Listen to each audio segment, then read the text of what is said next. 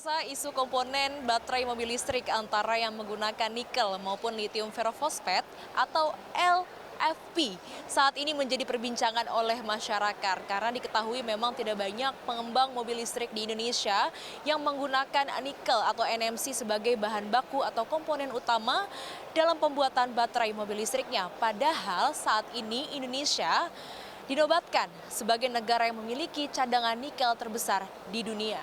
Berdasarkan data dari Institute for Energy Economic and Financial Analysis atau IEEFA, mengemukakan bahwa 75% dari mobil listrik yang terjual di Indonesia pada tahun 2022 menggunakan baterai LFP yang tidak langsung tidak menggunakan nikel di dalamnya.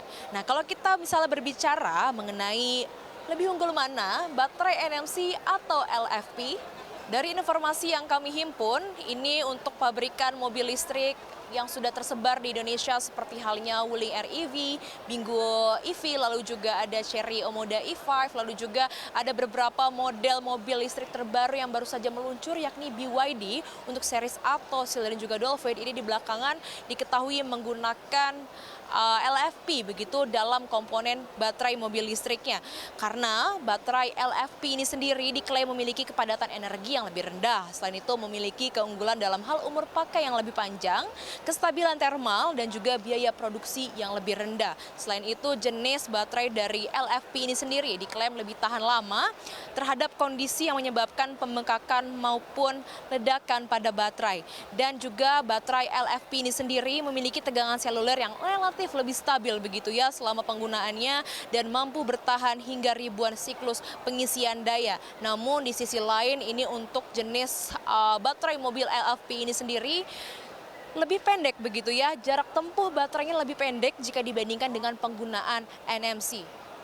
Lalu bagaimana dengan penggunaan NMC? Nah, kalau untuk di Indonesia sendiri, ini udah ada beberapa merek atau brand yang sudah menggunakan nikel pada komponen utama penggunaan baterai mobil listrik ya, seperti Hyundai Ioniq 5, lalu juga terdapat mobil listrik hybrid yakni Innova Zenix Hybrid begitu, karena untuk keunggulan sendiri dari NMC ini, untuk baterai NMC ini memiliki kepadatan energi yang lebih tinggi dibandingkan dengan baterai LFP.